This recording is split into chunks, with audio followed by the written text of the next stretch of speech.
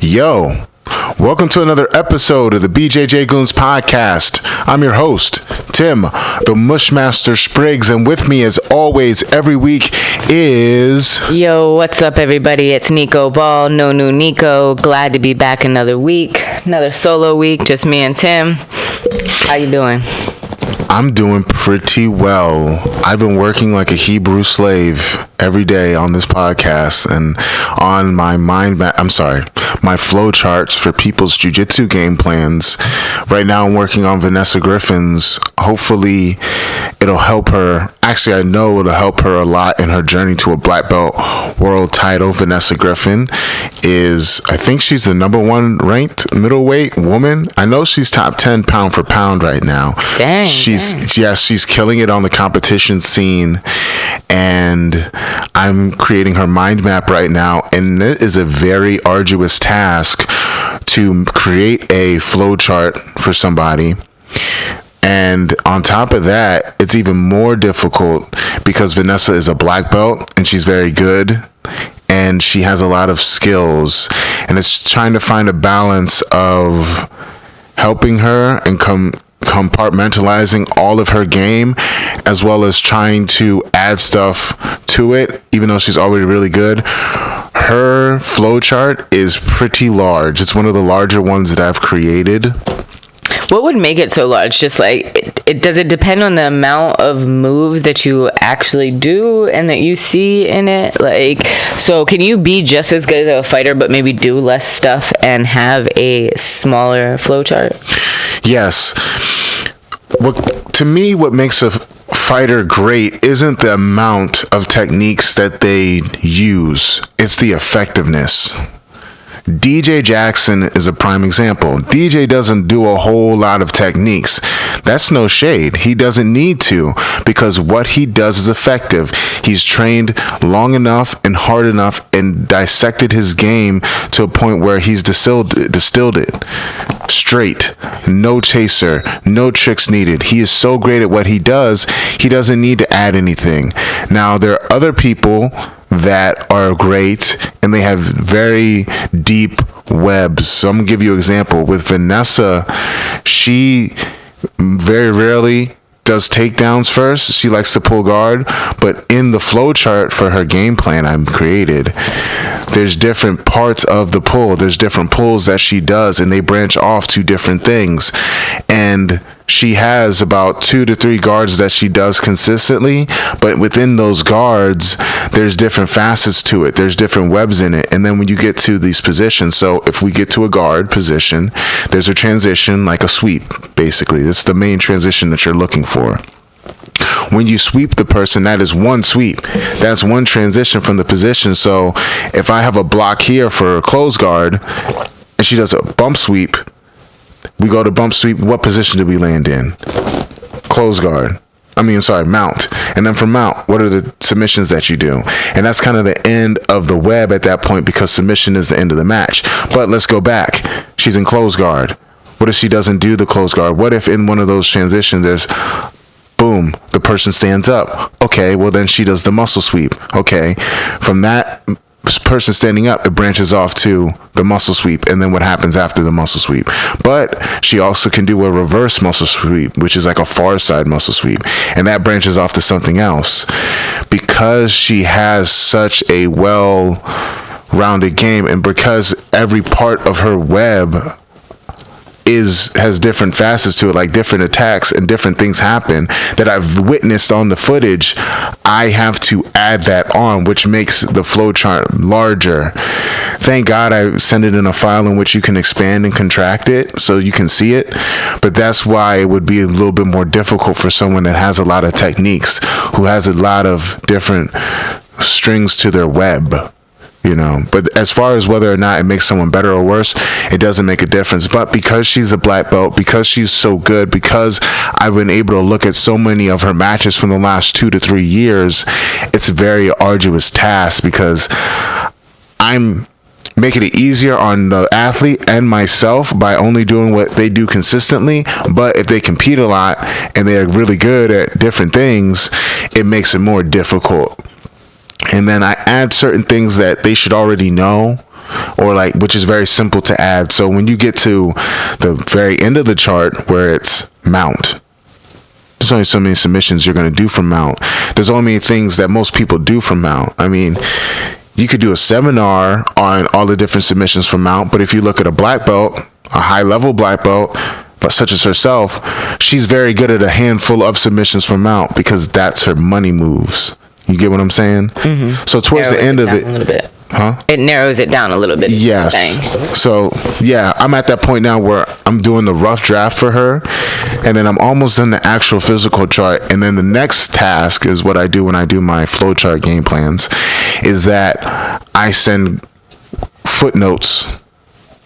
So the thing with jiu-jitsu is, because it's such a large community, different coaches have different names for different techniques. So I have... We're talking about that muscle sweep, and I was like, I found it was a muscle sweep because I was working on this, but I used to just call it the Shanji Sweep because that's the sweep that Shanji does. And when I was coming up, I used to watch him do it all the time. So since there's so many different names for techniques, I have to go on YouTube or use my Google machine and try to find the move and then give it a name. But since people come from different schools and academies and lineages, they call the shit different things. So I have to go and get a not physical, but a video example of it. And then sometimes I'll even show it using a move in a match. Like, for example, a guy like Xanadu, Xanadu. I forgot Xanadu's real name. Oh, here my Leary. Sorry, I've been on my phone like this. For anybody that's watching on YouTube, first I was looking for Levi Jones Leary, right? Why is there a number? I was looking for Vanessa's ranking. I can't find it. And now I was looking for my notes, and I found my footnotes on my mind map. Sorry. Yeah. We got to call it a flow chart because it's technically not a mind map. So I have to rechange the name. It's a flow chart.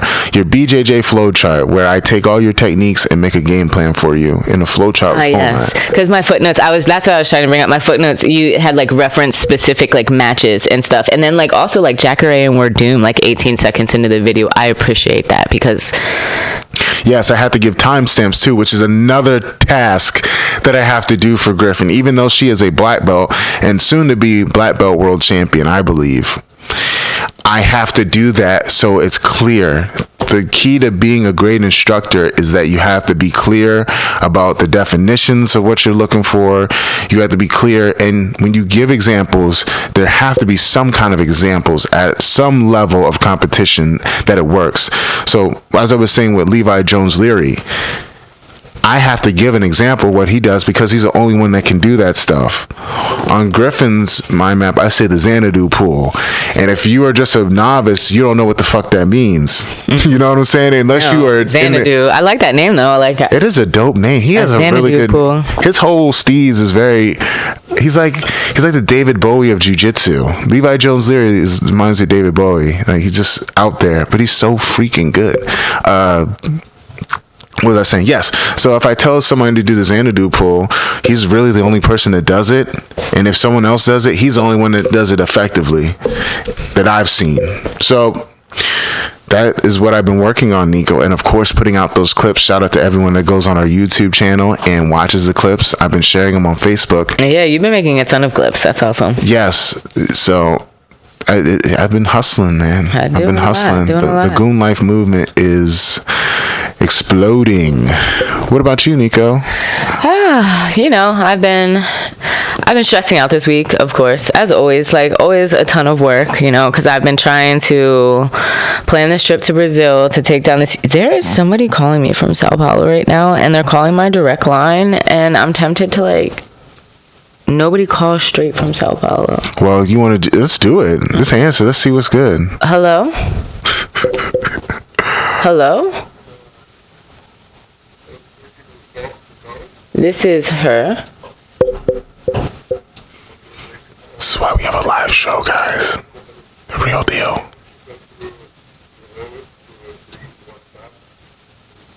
To use WhatsApp? I'm sorry? What's up for what? WhatsApp. Yes.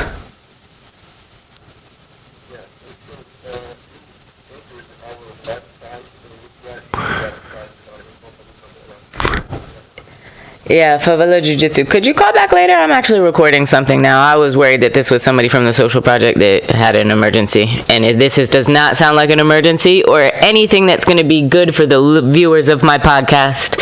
So, hit me back later. Bye. I don't know what that was. I don't think it had to do with my API. I really need an API. That was really weird. Like, that was like to my direct line. I don't know how you call from Brazil to a direct line. That's why I was like, you need to answer this right now, because it might be an issue. Because that's the thing, right? Speak of the devil. Go ahead. I'm trying to take all these boxes in Tim's house down to Brazil, which is like technically like the largest donation the nonprofit has ever received.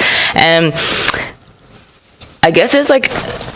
I know there's a huge issue in like the communication and the understanding of what the organization is. So I recently hired like our English teacher. I hired her to be like the secretary to the academy, but what I really needed was I needed an administrative assistant for the executive director of the nonprofit that is in the U.S. and is held to the U.S. tax codes, the laws, and all that other stuff, of which nobody in Brazil understands. So, like, the fact that we have a Patreon and they're getting money and all of that money is in the U.S. frozen because we're not... Ever since COVID, like, we're not paying for competitions. The kids aren't competing. There's nobody going to IBJJF. There's nobody traveling. Like, so a lot of the things that we used to pay for, we don't pay for them anymore. And IBJJF was also one of the biggest things that we paid for that was easy to pay for because it's a company recognized by the IRS. So when COVID hit, it kind of, like, fucked me in the sense of, you know... maintaining that like equilibrium of that. So like it's very hard to send money to Brazil if I can't get the receipts back for the proper thing. So like we have all these systems, and one thing that they have to do if I'm sending them money like via Western Union, they have to give me a proposal on exactly how they're going to spend that money, because we're not spending it on competitions. And then afterwards we were spending it on emergency salaries. So every month when I distribute a salary, because it would change every month, there was a meeting and the team, and this is another problem. There's an administrator of the social project in Rio, and he also is the only one that has access to the for-profit academy's financials that kind of go to like Ted Day and his family. Nobody knows what happens to them, but he's the only one that should know, right? And now I have the right to like kind of demand that money or those numbers from him. But he is like technically the administrator of the nonprofit in Brazil, and he's the one that authorizes every competitor to compete and receive the sponsorship money, and he's the one that authorizes every time that I send money to buy gis. I'm not actually currently paying for the snack program from the US, but he's the one that authorizes every time the money gets sent, and he says where it goes. Well, all of the people that are asking for things, so if we have like the kids program, there's one dude that handles all of that, and he's the only person that has any idea how to actually handle anything, in the sense of he's not taking notes in a notebook with a pencil. He's the only person that I've ever met that's done this. So that's the thing. And then there's another person that kind of handles like the competition list for me, and then like the administrator of the project, he just makes sure that people are teaching classes. And I realize that like he's not good at business, he's good at just teaching jiu-jitsu, but that doesn't change the fact that he is the administrator of the nonprofit, and he is the only one that's authorized to receive the money from the nonprofit, and he is the only one that is authorized to open up the business, and it has to be in his name. It can't be in Teddy's name. It has to be in his name. He's the only one. So what happened was Rose Gracie came into the social project. She was talking to this one person that handles the snack program, who is a student's parent and the English teacher, and a lot of statements were made. They were doing what they were supposed to be doing. They were telling her about the project, but they only know about their portion of the project. So basically we have an English teacher and a parent who's been there for like a year, and this parent made a statement that I have all of the money, that he doesn't know where it gets sent to, and he doesn't know who gets it and what it's spent on. And that's what he said to Rose Gracie. He said that to a Gracie.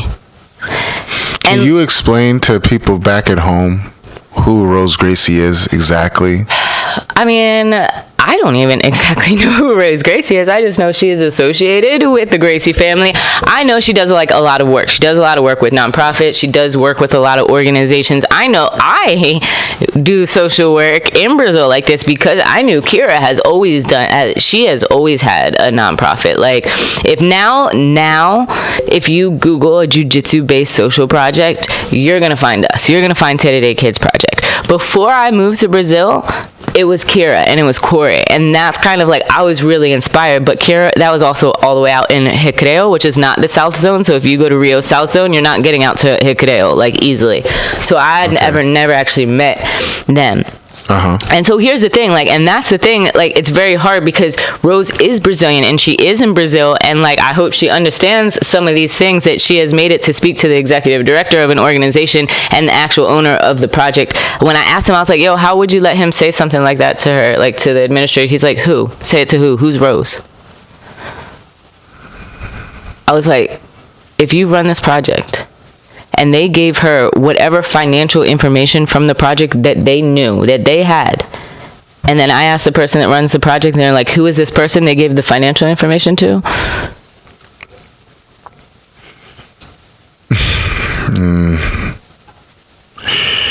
I was like, so going back to like, so this is Rose, and she lives in California, and she knows a lot of people that work with nonprofits. That's the thing. Like, I know that there are like some issues with like the way we do things, but we don't receive enough money for it actually to like hit any tax brackets. And if you went down the list of donors, like all of them like either probably know me personally or know somebody. So like we have the nonprofit, but we don't like, until we had this donation that's here, like this is like the thing that I mainly have to be accountable for. And I've been trying to do all this, but like in the time that I've created a nonprofit here, they have literally broken down and dismantled any kind of legality that Tererê or Tererê Kids Project had in Brazil.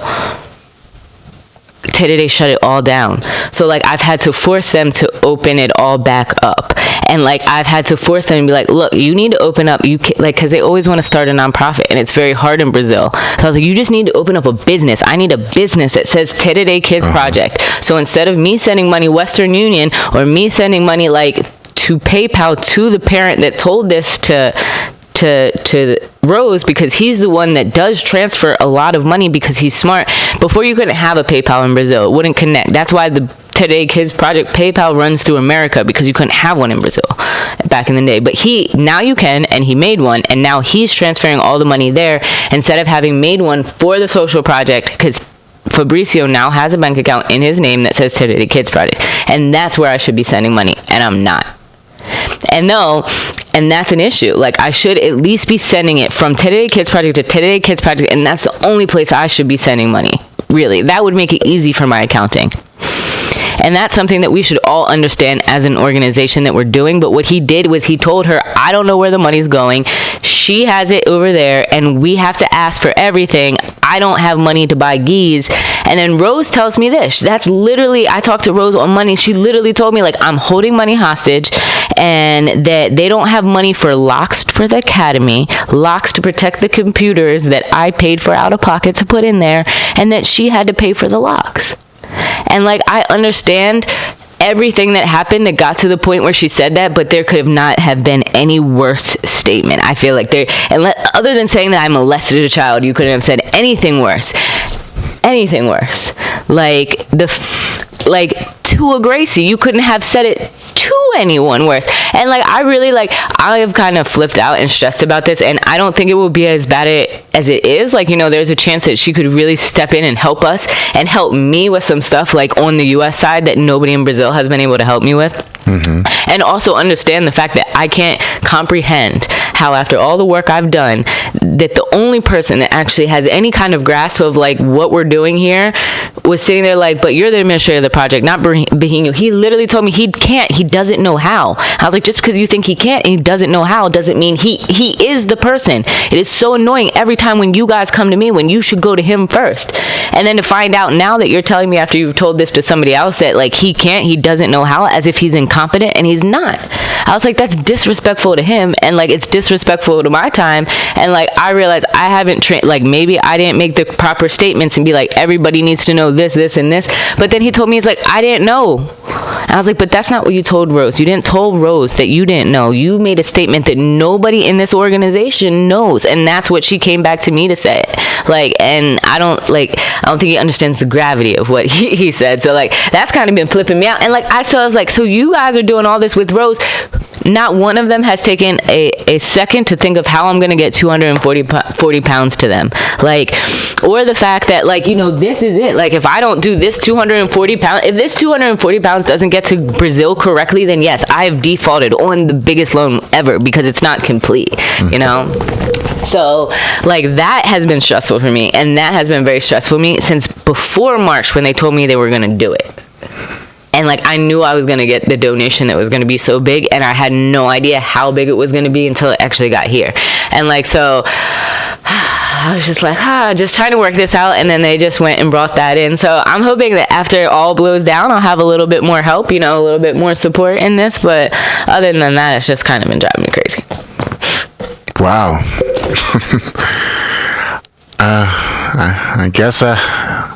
I guess I didn't have it as bad as you this week. So, damn. I'm at a loss for words of just how difficult things can be. You know, there's a lot more, and you know, we're gonna get to one of the topics at hand today, but I think it goes hand in hand.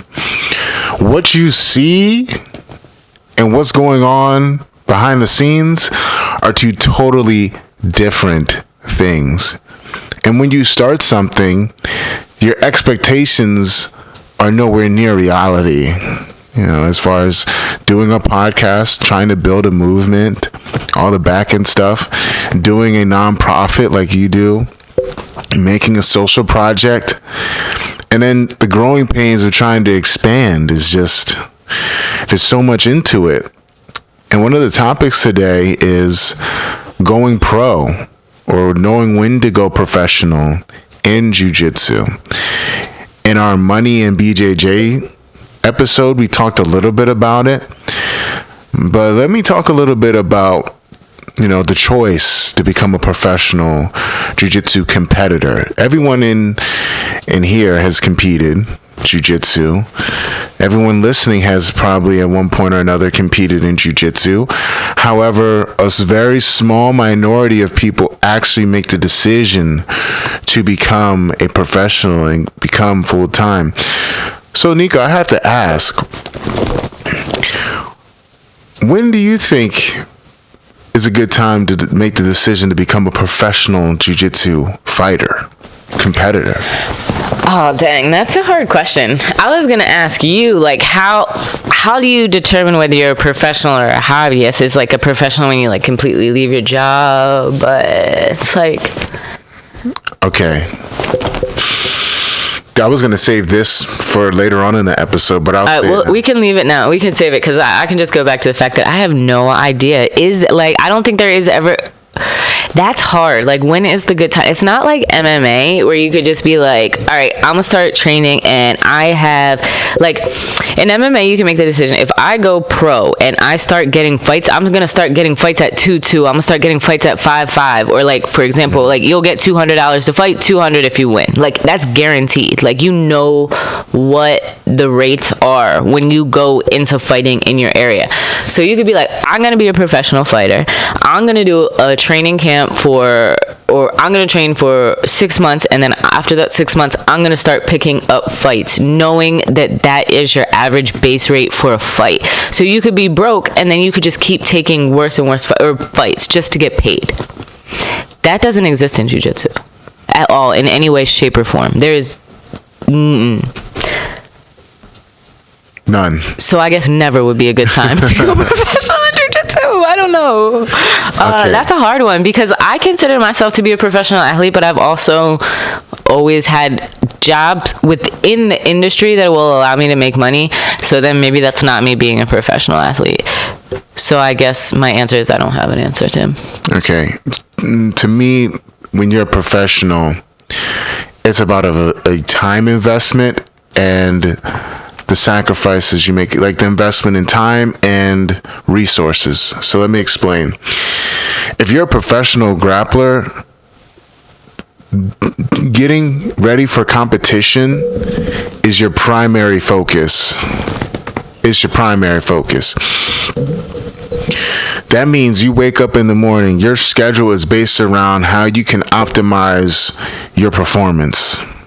You schedule a day out. You don't have time to worry about a job, unfortunately, because I said before, you need a backup plan, but primary is preparation. So you're not missing training sessions. Like, you're not missing a grappling practice for a job.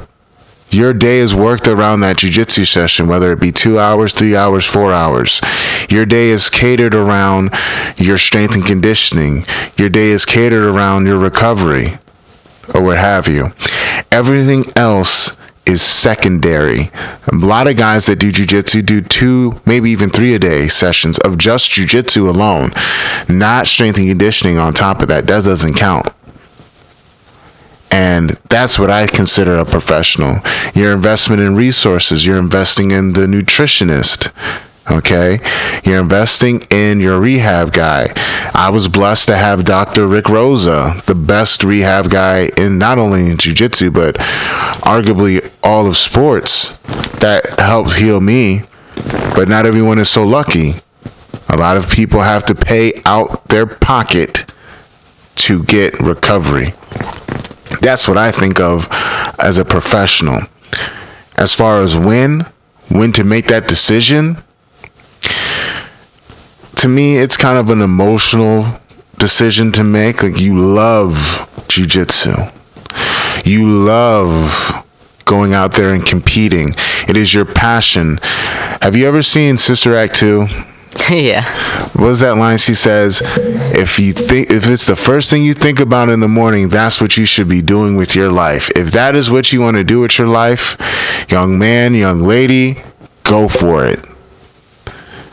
With that said, you have to understand that there's growing pains. You mentioned it earlier when I posed the question to you. In MMA, eventually you're going to get paid guaranteed money. In jiu-jitsu, when I say investing time and resources, you're going to be in the red from the time you start until the time that you, God help you, get onto a super fight card or get into a tournament that pays actual money. I still don't understand, like, how these super fight cards, like, because, okay, he off in the corner, he's got one of his checks, and it's like, all right, it might be a fat check, but again, you're a black belt, and again, not all super fights are that much. So, like, if you're like doing fight to win, like, you get $2,000. How long is that lasting you? It's not gonna last you very long. You have to budget very well, and you have to save. If you're at the upper echelon, you're gonna get paid well, but like, let's just talk about me personally, because that's the only person I can speak of.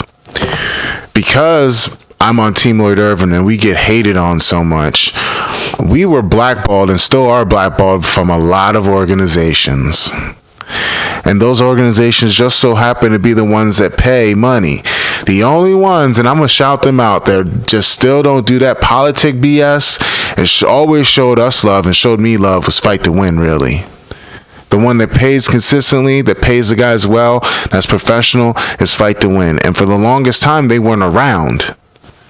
So they're ones that pay well. They're the ones that take care of the fighters. They treat you like a king or a queen.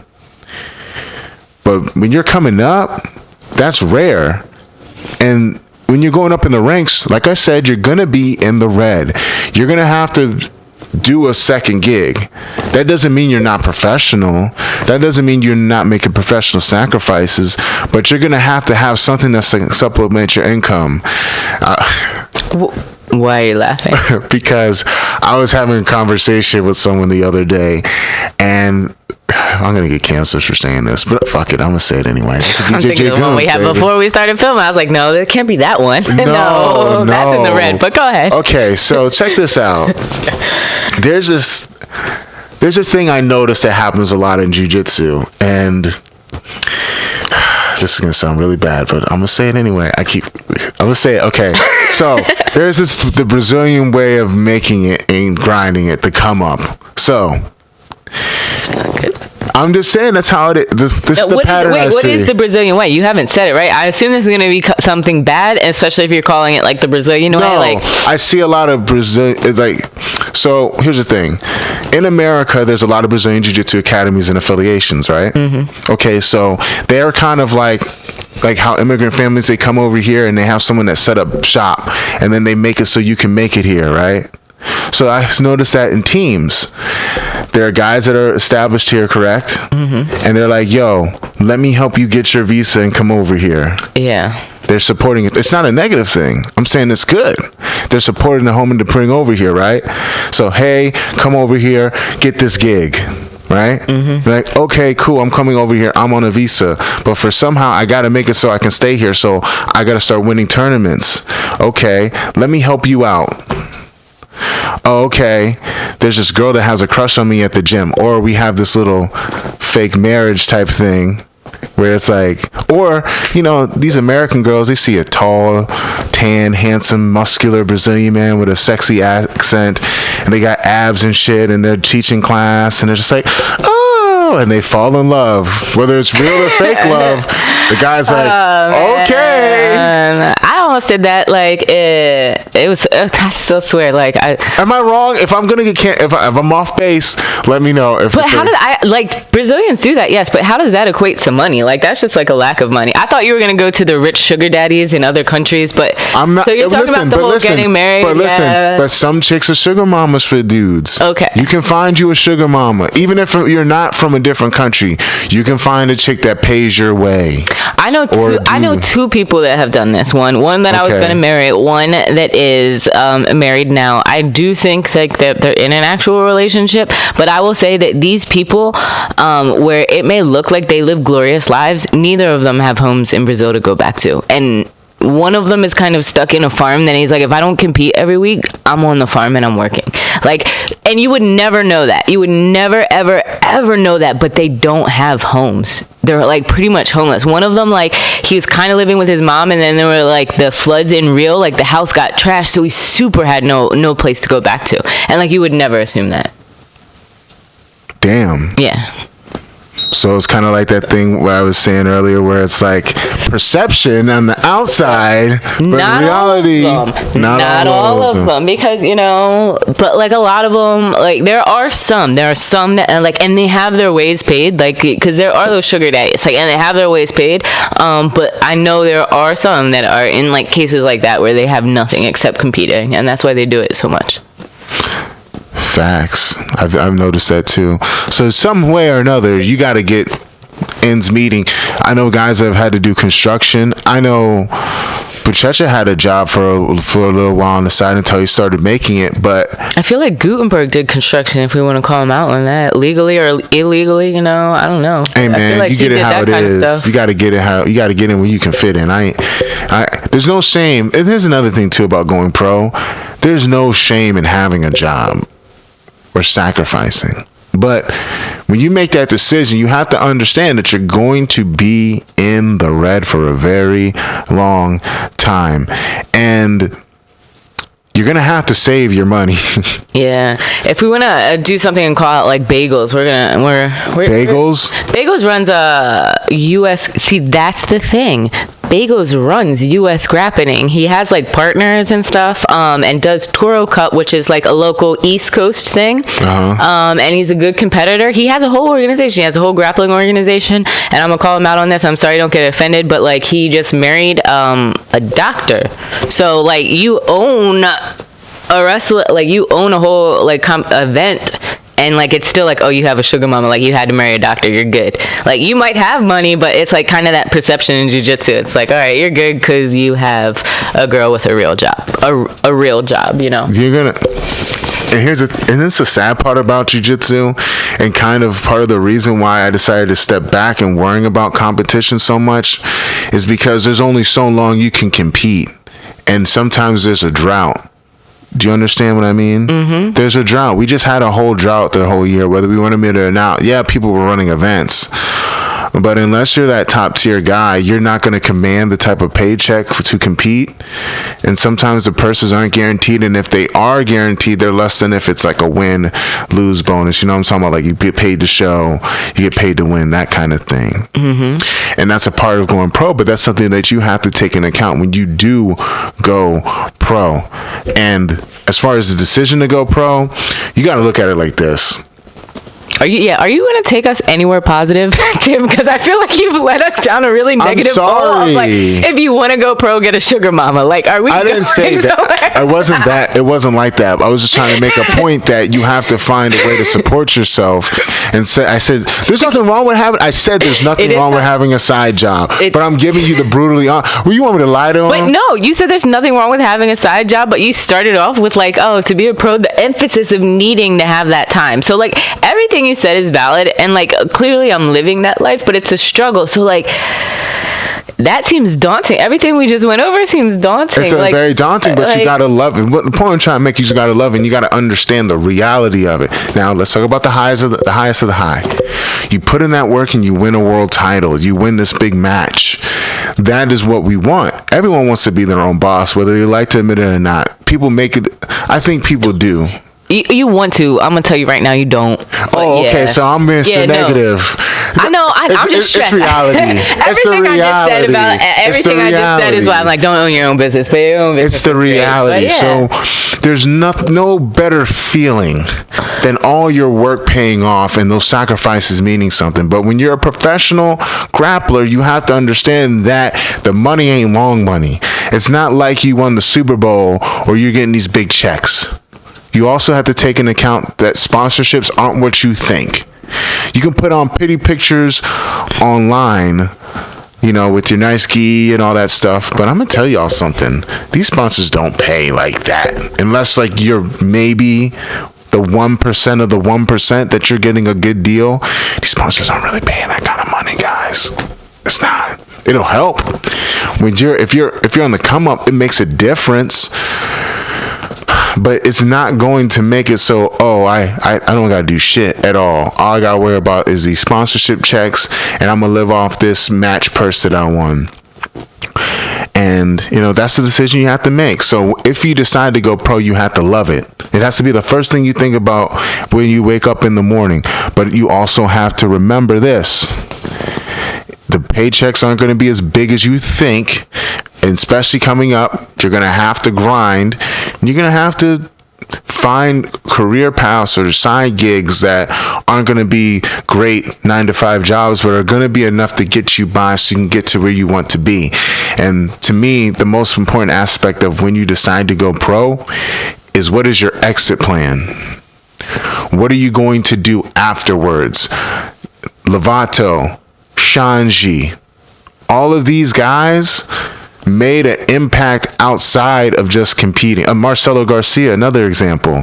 They had a great exit strategy. While they were still competing, while they were on the come up, by the time they retired, they had something to fall back on. Lovato has an affiliation. Shanji has an affiliation. MG in Action. They were the trendsetters. They were the first ones to really go with the online stuff. I still have Marcelo Garcia's X-Guard book. And Nico, you can look over there. That's the X-Guard book. Mm-hmm. He was having books back in the early 2000s. You have to have an exit plan because injuries are part of the game, yo. And you get tired of it after a while. Very true. But there's no better feeling in the world than traveling around the world, doing what you love, and beating people up and getting all that love online, at least for a couple of days after you win.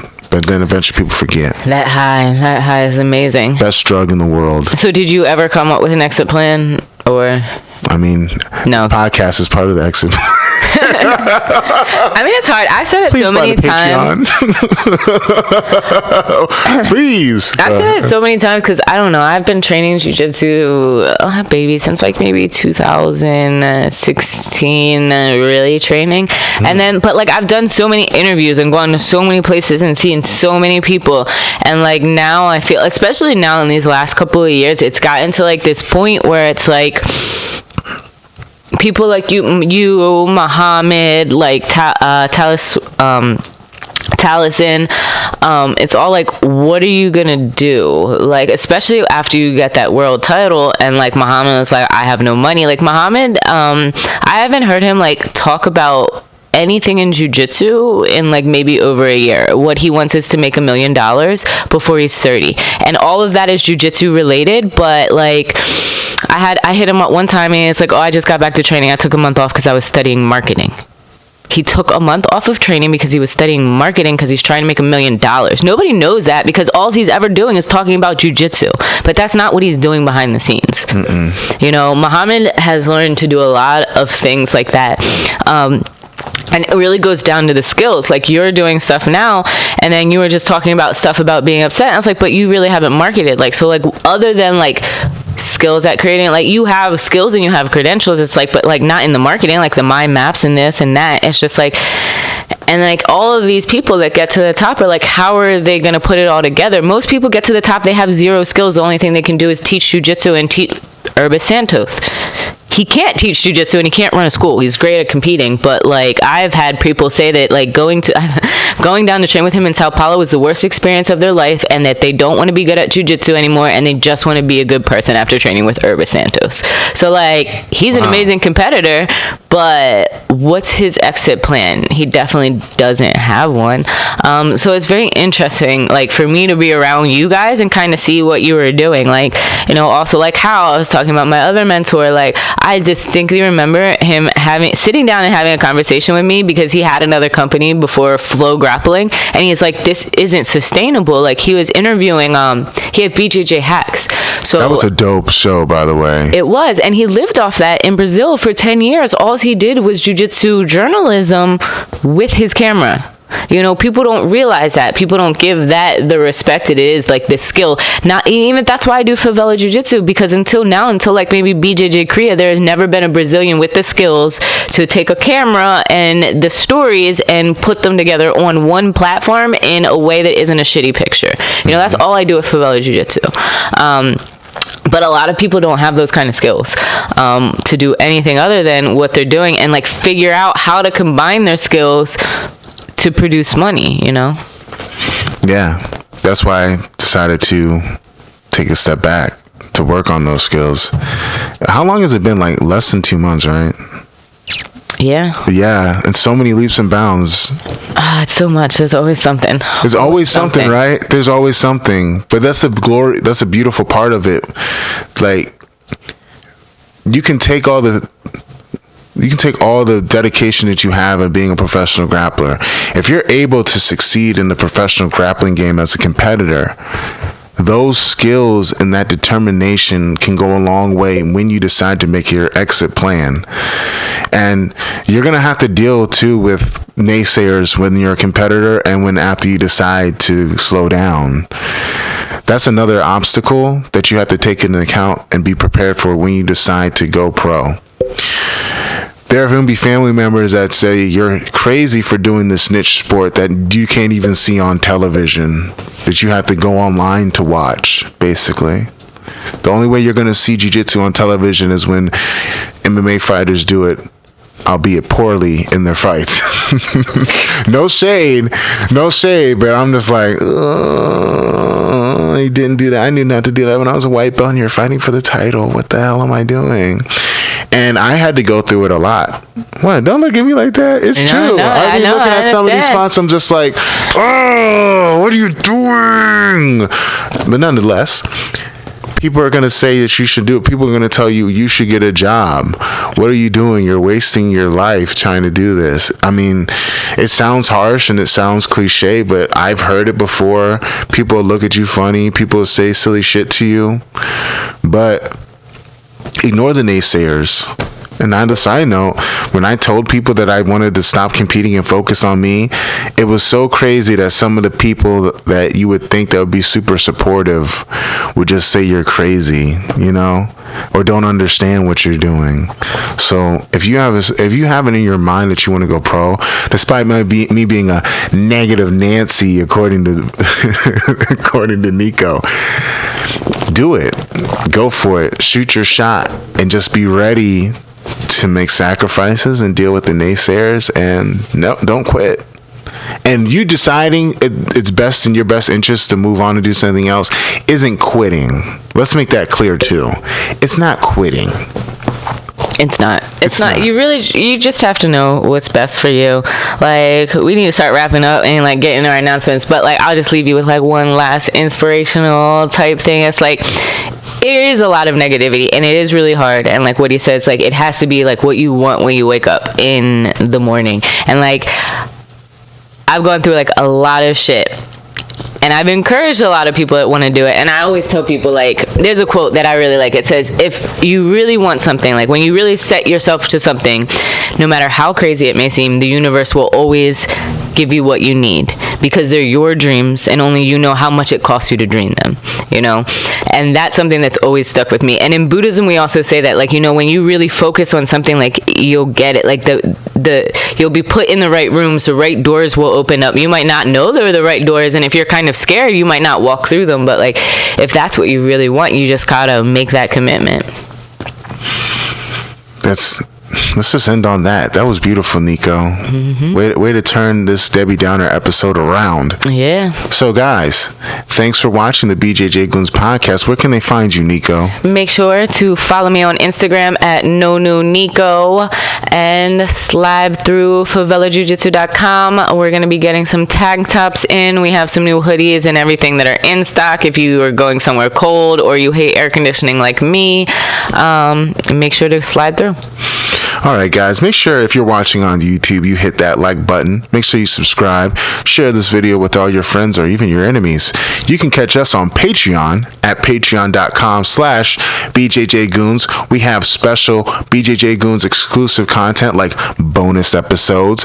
I teach lessons and tutorials. We have an Ask the Goons segment where we answer all your questions, whether they're martial arts related or not. You can also catch me at Tim Spriggs BJJ on Instagram or on Facebook. If you're interested in my virtual coaching program, I give match critiques. I make BJJ game plan flow charts like I do for Vanessa Griffin, which I'm almost finished. Vanessa, give me a little bit of time.